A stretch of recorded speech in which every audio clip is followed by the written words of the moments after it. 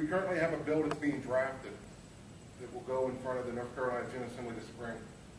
The delay is, say it's March 15th, they request the ballots, then they get mailed. But that address does not get updated.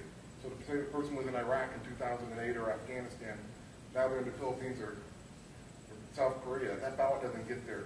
Or they were at Fort Hood and now they're at Fort Carson, they went to a different post. That address doesn't get updated. What the legislation is being drafted will say that ballot gets emailed to a .mil account, not a Hotmail account or a Yahoo account, but a secure military account. In the Army, it's USArmy.mil, and the Air Force, it's AirForce.mil. When it goes to them, they then will print that ballot out. One of the reasons so many ballots got disqualified was, if you're in Iraq and Afghanistan, there's not a lot of notaries hanging around over there, and the ballots had to be notarized. So in North Carolina, we hope to get a law passed in May. It'll say if a commissioned officer, so, you know, if they're the ones that are leading men into battle, they should be able to sign saying that a vote is legal. With a commissioned officer's signature, they can then scan that, put it in an Adobe document, and email that back in. The service member is the person that loses out on that, because then being within an email, people would know how that service member voted, but it will give them a chance to vote. And that legislation will be dropped on the first day, and Maryland has said she will support that, Representative Ballot, and I encourage all of you to show up with us on that first day to make sure that there are 170 total senators and representatives. It's May 10th. We would like to make sure we have 170 people there so we can send someone in to talk to each senator and representative to let them hear our concern. What time? Well, noon is when it opens, but we would like to meet around 10 in the morning so we can make some noise and hopefully get some media attention.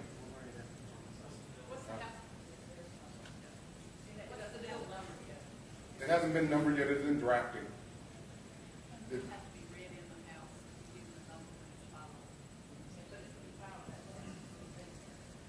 Let me just say something. My son was in Iraq during the last national election, 2008, and he wasn't sure if he had an opportunity to vote. Fort Bragg, obviously, is right here in our state, alongside with several other military installations, and my first duty assignment was at Fort Bragg, North Carolina. One of the things that bothers me about how people use the military service is we talk about proud of our young men and women, but when it comes to something like this, somehow they get on the back of the bus.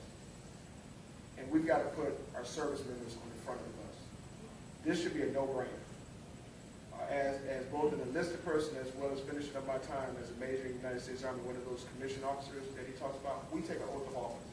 As a matter of fact, we take the same oath of office as Congress does. And it should be an issue for us to sign up on documentation where we can put men and women into combat and know that sometimes they're not going to come back, except in a body bag. We shouldn't have that problem. Yet we do.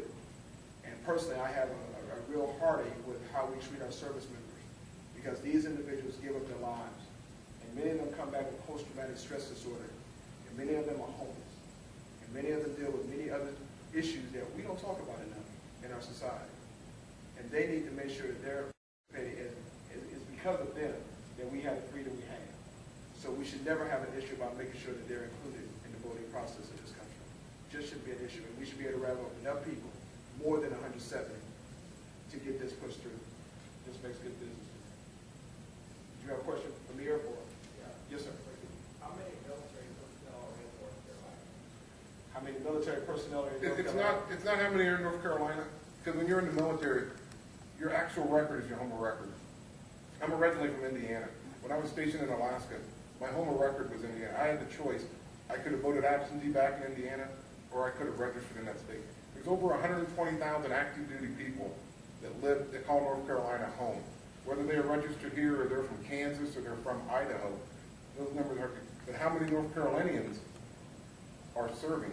I will tell you, we have the 8th largest veteran population in the country. There's over 795,000 veterans in North Carolina.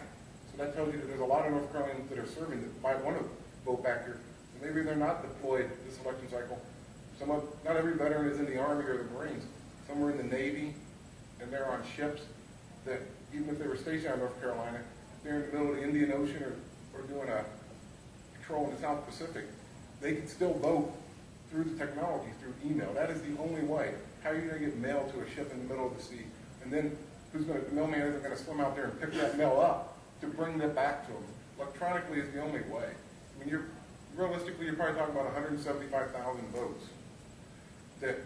Even Admiral Cessnick, who was running against Arlen Specter, it's an odd story. Arlen called him a traitor because he was an independent, became a Democrat, even though Senator Specter just very, very confusing there.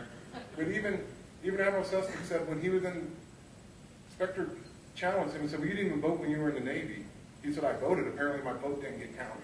When there were admirals that said they couldn't get their votes counted. So it is not just a top level. It is a complete thing throughout the service. And let me just say this, because Dr. Fisher is here. She worked at the VA hospital. Think about those number of veterans that are in the hospital. See, that number gets a lot bigger than just think about the installations that are here, the service members that are here.